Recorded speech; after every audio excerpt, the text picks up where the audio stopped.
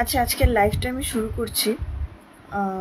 আমি অদিতি কর্মকার, 2022 state pass D.El.Ed ঐক্যমঞ্চের একজন সহযোদ্ধা। আগামী 11ই সেপ্টেম্বর আমাদের একটি আন্দোলন আছে 2022 স্টেট পাস ঐক্য চাকরি প্রার্থীদের পক্ষ থেকে। আমার ভয়েস ক্লিয়ার আসছে কিনা একটু কাইন্ডলি জানাবেন।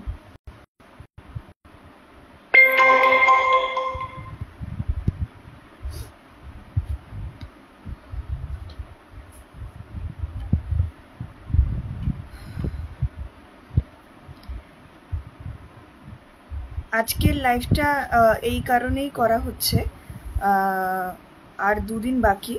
আজকে হচ্ছে 8 সেপ্টেম্বর, মাঝখানে 9 আর 10, তারপরেই আমাদের 11ই সেপ্টেম্বর একটি আন্দোলন আছে। এবার অনেকেই হয়তো জিজ্ঞাসা করবেন যে কোথায় আন্দোলন বা কোথায় যাওয়া হবে। এবারে সেরকম কিছু আমাদের ডিসিশন নেওয়া হয়নি।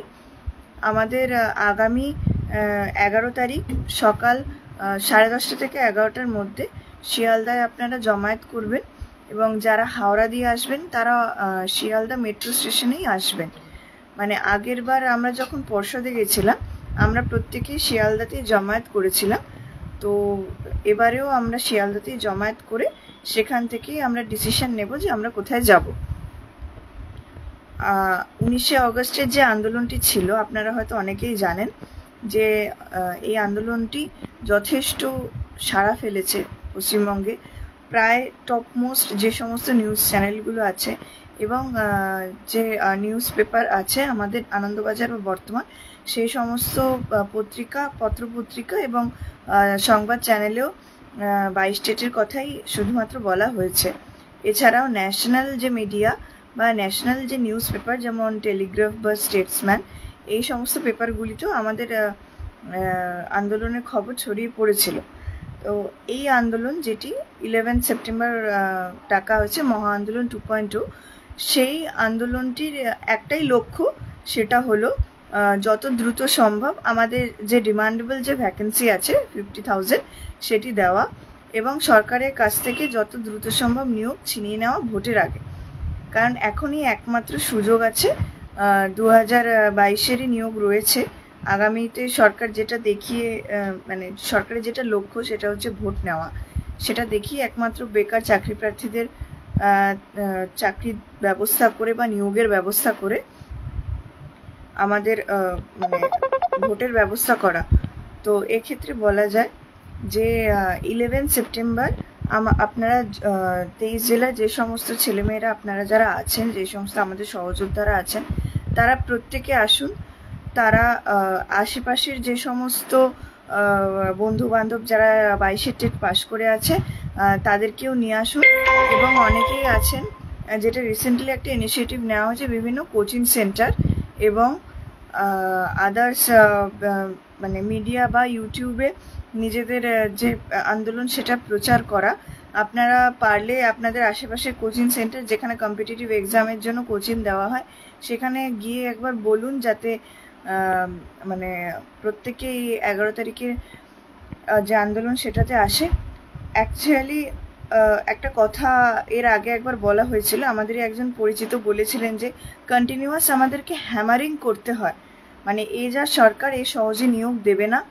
একে যত বেশি আমরা হ্যামারিং করব, তারপরে গিয়ে হয়তো আমরা একটা ভ্যাকেন্সি পাবো।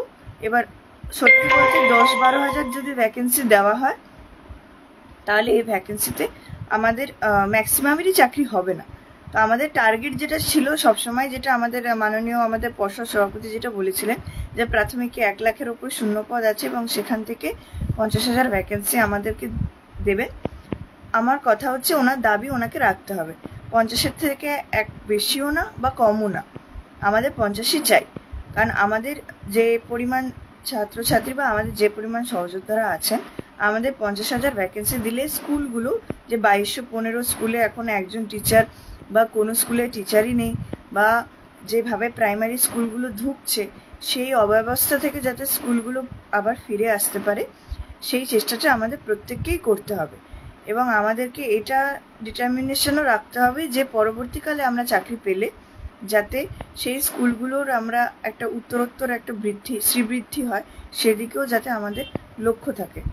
তা আমাদের এই প্রাথমিক শিক্ষকতা করার যে স্বপ্ন, বা আমরা যে স্বপ্ন নিয়ে আজকে ডিএলএড করেছি, সেই স্বপ্ন সার্থক করতে আমাদের আর একটি স্টেপই বাকি আছে, সেটি হচ্ছে ইন্টারভিউ।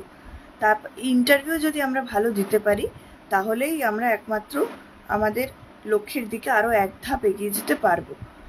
তাই জন্য আমি সবসময় বলবো, বাড়িতে পড়ুন আর রাজপথে লড়ুন। আপনারা যদি বাড়িতে পড়েন, অন্তত মাসে 1বার বা 2বার হয়তো আন্দোলন হয়, বা মাসে হয়তো 1বারই হয় পুজোর আগে, সেক্ষেত্রে এই আন্দোলনগুলোতে আসুন। আপনার হকের লড়াইয়ে, আপনার হকের চাকরির জন্য আপনার লড়াইটা আমি লড়ে দেবো না, বা আমার চাকরির লড়াইটাও আপনারা লড়ে দেবেন না। তাই জন্য আমাদের লড়াই আমাদেরকেই লড়তে হবে, এবং আগামী দিনে যাতে আমরা আমাদের স্বপ্ন পূরণ করতে পারি, সেই চেষ্টাটাও আমাদেরকেই করতে হবে। আমি আরেকটা রিকোয়েস্ট করব, আপনারা যারা দেখছেন, আপনারা প্রত্যেকে আপনাদের আশেপাশে যে সমস্ত ছেলেমেয়েরা বা সহযোদ্ধারা আছে, যারা 22 স্টেট পাস করেছেন, অনেকে আছেন দূরে, কিন্তু তাদেরকেও আমি রিকোয়েস্ট করব অন্তত একদিনের জন্য তাদেরকে নিয়ে আসুন। এবারে আমরা রাজপথে বসে যাব, হাত ধরাধরি করে হোক, মানববন্ধন করে হোক, যেভাবে হোক আমরা এবারে কিন্তু বসে যাব। আমরা কোনোভাবেই ছাড়বো না। আমাদের আরেকটা ডিমান্ড কিছুদিন আগে এসেছিল, যে আপনাদের প্রত্যেক যে অ্যাডমিন আছেন, তারা প্রত্যেকে আগে উঠে যাবেন না। আমরা কেউ উঠি না, আমাদেরকে তুলে দেওয়া হয়। এবারে যেটা করব সেটা আমি বলে রাখি, হয়তো কিছু অ্যাডমিন সামনে থাকবে, কিছু অ্যাডমিন পেছনে থাকবে। আগেও যেটা হয়েছিল, আমাদের হাফিজুরদা ছিলেন, তারপরে সাধনদা ছিলেন, এরকম অনেক অ্যাডমিনই আছেন যারা কিন্তু পিছনে ছিলেন, এবং তারা প্রত্যেকে এই আন্দোলনটাকে, মানে আগের 19 তারিখে যতটা সম্ভব গ্যাদারিং করিয়ে সেই আন্দোলনটাকে যতটা সম্ভব চেষ্টা করেছেন এগিয়ে নিয়ে যাওয়ার। এবং তারা সত্যিই চেষ্টা করেছেন সাধারণ যে সমস্ত ছেলেমেয়েরা উদ্ভ্রান্তের মতো ঘুরছিল সেদিন, তাদেরকে এক জায়গায় করার। তাই জন্য বলছি, আপনারা আসুন, আমরা ওখানে বসে যাব, আমরা উঠবো না। ইন্টারভিউ নোটিফিকেশন যদি আমাদের দরকার হয়, যেটা এসএসসিরাও করেছিল, যে ওরা তুলতে না পেরে ওদেরকে বসতে দিয়েছিল, পুলিশ যদি আমাদেরকে তাড়িয়ে নিয়েও যায়, আমি যদি আমার সামনে থেকে যদি দুজনকে তোলেও, আমি আপনারা যারা এসেছিলেন 19 তারিখে আপনারা জানেন, সামনে থেকে তুললে আপনারা পিছিয়ে যাচ্ছেন, পিছিয়ে যাবেন না, আপনারা এগিয়ে গিয়ে প্রতিরোধটা করবেন। এটুকু আমার রিকোয়েস্ট। আপনারা যারা আছেন, যারাই থাকবেন, সামনে থাকুন, পেছনে থাকুন, যদি প্রথম দিক থেকে তুলতে শুরু করে, আপনারা সামনের দিকে এগিয়ে যাবেন। এবং আপনারা এটুকু বুঝতেও পেরেছেন যে আন্দোলন মানে কিন্তু পুলিশ লাঠিচার্জ করাবে এগুলো না। আমাদের প্রত্যেকের সাংবিধানিক অধিকার আছে আন্দোলন করার, এবং আমাদের যে সমস্ত দাবি আছে সেগুলো সরকারকে জানানো।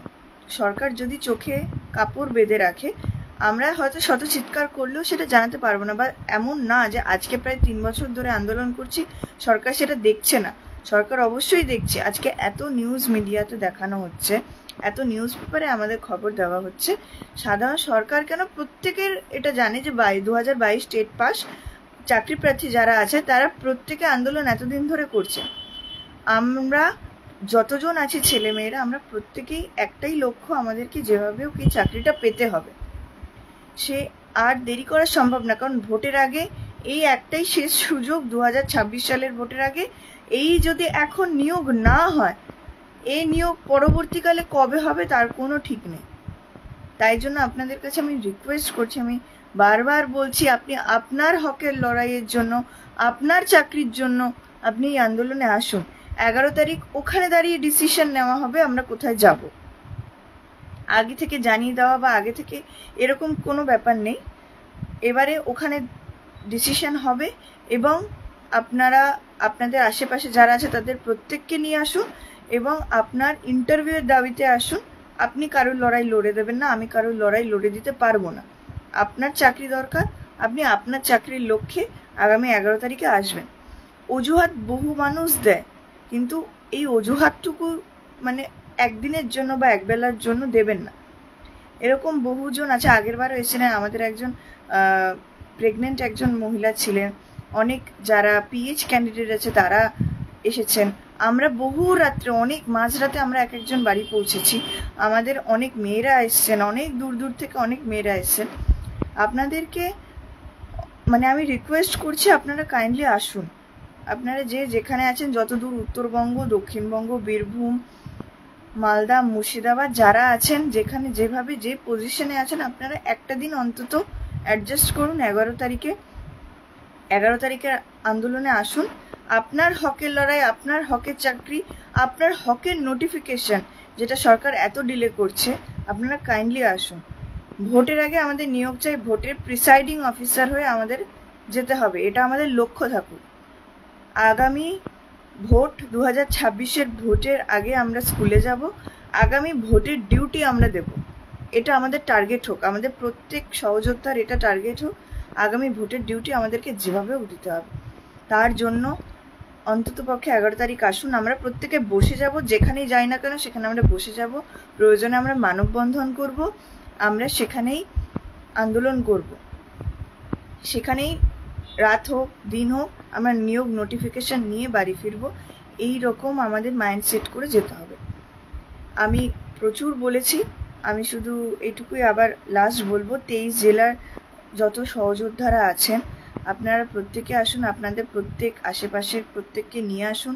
যতটা সম্ভব প্রচার করুন, আপনার নিজের ওয়ালে প্রচার করুন, আপনি ঐক্যমঞ্চের পেজে প্রচার করুন, আদার্স যে সমস্ত টেটের গ্রুপ আছে সেই সমস্ত গ্রুপেও এই 11ই সেপ্টেম্বর নিয়ে প্রচার করতে থাকুন। যত বেশি প্রচার হবে তত বেশি লোক সংখ্যা বাড়বে। এরকম বহু ছেলে মেয়ে আছে যারা কিন্তু ঐক্যমঞ্চের গ্রুপে নেই, অন্যান্য প্রাইমারি গ্রুপে ছড়িয়ে ছিটিয়ে আছে। আপনারা সেখানে প্রচার করুন এবং ভেরিফাইড যে সমস্ত আমাদের গ্রুপগুলো রয়েছে, জেলা গ্রুপগুলো, সেগুলোতে চোখ রাখবেন। কোনো রকম কোনো সমস্যা হলে আমাদের 23 জেলার যে সমস্ত অ্যাডমিনরা আছে তাদের ফোন নাম্বার আপনারা জানেন, আপনারা ফোন করুন, তাদের সাথে কথা বলুন। মেয়েরা স্পেশালি বলছি, আপনারা ভয় পাবেন না। 19 তারিখে বহু মেয়েরা এসেছেন, আশা করি আপনারা বুঝতে পেরেছেন যে খুব একটা সমস্যা কিছু হয় না। পুলিশের সাথে আমরা চেষ্টা করি সহযোগিতা করার, তারা চেষ্টা করে, কিন্তু একটা সময়ের পর গিয়ে আমাদের ধৈর্যের বাঁধও ভেঙে যাচ্ছে। এতগুলো বছর বসে থাকা, বেকারত্বের জ্বালা কি জিনিস আমরা প্রত্যেকেই বুঝি। তাই জন্য আপনাদের কাছে রিকোয়েস্ট, আপনারা প্রত্যেকে আসুন, স্পেশালি মেয়েরা আসুন, যারা দূরের ছেলেরা আছেন তারা আসুন। মেয়েরা অনেকেই এক্সকিউজ দেন যে আমার বাড়িতে বাচ্চা আছে, আমার বাড়িতে শ্বশুর শাশুড়ি আছে, আমার বাড়িতে অসুস্থ বাবা মা আছে। আমার নিজের বাড়িতে অসুস্থ বাবা মা আছে, আমার বাবার অবস্থা অত্যন্ত খারাপ। আমি সেগুলো এখানে ডিসক্লোজ করতে চাই না। আমি সেই মানুষটিকে বাড়িতে রেখে, আমি আমার মাকে রেখে, আমার মাও প্রচণ্ড অসুস্থ, আমি তাদেরকে রেখে আমি আজকে রাস্তায় বেরোচ্ছি। আমি আমার চাকরির জন্যই কিন্তু বেরোচ্ছি। আমি জানি আমার যদি চাকরিটা হয় আমার পরিবারটা বেঁচে যাবে। এরকমই আপনাদের বহু ফ্যামিলি আছে, আপনারা চাকরি পেলে আপনাদের পরিবারগুলো বেঁচে যাবে। সেই জন্য বারবার বলছি, আপনারা যে সমস্ত ছেলেরা আছেন, দূরের ছেলেরা, তারা একদিনের লাগেজ নিয়ে বেরিয়ে আসুন। আর যে সমস্ত মেয়েরা কন্টিনিউ ভয় পাচ্ছেন বা এক্সকিউজ দিচ্ছেন যে আমার বাড়িতে বাচ্চা আছে বা কিছু, তাদেরকে বলছি একটা দিনের জন্য আসুন। আপনারা যত বেশি জমায়েত করবেন, আমাদের ইন্টারভিউ নোটিফিকেশান পাওয়ার বা আমাদের নিয়োগ পাওয়ার রাস্তা তত বেশি সহজ হবে। তাই জন্য আমি এই লাইভটা এখানে শেষ করব। আপনাদের কাছে আমার রিকোয়েস্ট, আপনাদের যদি কোনো রকম কোনো সমস্যা হয় বা কোনো কথা বা কোনো কিছু বুঝতে অসুবিধা হয়, আপনারা গ্রুপে বলবেন। আপনাদের যা ভেরিফাইড গ্রুপ আছে বা আপনাদের যারা অ্যাডমিন আছে তাদের সাথে কথা বলবেন। কোনো সমস্যা হলে কাইন্ডলি আসুন। 11ই সেপ্টেম্বর বেলা 10:30 থেকে 11টার মধ্যে শিয়ালদা মেট্রো স্টেশনে আমরা থাকব। আমরা প্রত্যেকে জমায়েত করব। আমরা সেখান থেকে ডিসিশন নেব আমরা কোথায় যাব। 11ই সেপ্টেম্বর আপনার হকের লড়াই, আপনার হকের চাকরি, আপনার দাবি সেটুকু ছিনিয়ে নিতে, সরকারের দৃষ্টি আকর্ষণ করতে এবং আপনার নিয়োগ নোটিফিকেশন, আপনার ইন্টারভিউ নোটিফিকেশন ছিনিয়ে নেওয়ার জন্য এই 11ই সেপ্টেম্বর আপনাকে পথে নামতে হবে। আমরা প্রত্যেকে পথে নামবো, আপনারা প্রত্যেকে পথে নামবেন। আশা করি আপনারা বুঝতে পারছেন আমি কি বলতে চাইছি, কতটুকু রিকোয়েস্ট করছি আপনাদেরকে। আপনারা কাইন্ডলি এই আন্দোলনে আসুন। 11ই সেপ্টেম্বর আপনাদের প্রত্যেকের সাথে দেখা হবে। নিয়োগ আমাদের চাই, 50,000 ভ্যাকেন্সি আমাদের চাই। প্রাইমারিতে স্কুল যেগুলো ঢুকছে সেই সমস্ত স্কুলগুলোকে আমরা বাঁচাতে চাই। আমাদের সর্বশেষ যেটুকু ইচ্ছে, আমাদের যেটা স্বপ্ন, প্রাথমিক শিক্ষকতা লাভ করা। আমরা প্রাথমিক শিক্ষক হতে চাই, আমাদের পরিবারের মুখে দুমুঠো অন্ন তুলে দিতে চাই। লাইভটা আমি এখানে শেষ করছি। 11ই সেপ্টেম্বর রাজপথে দেখা হবে।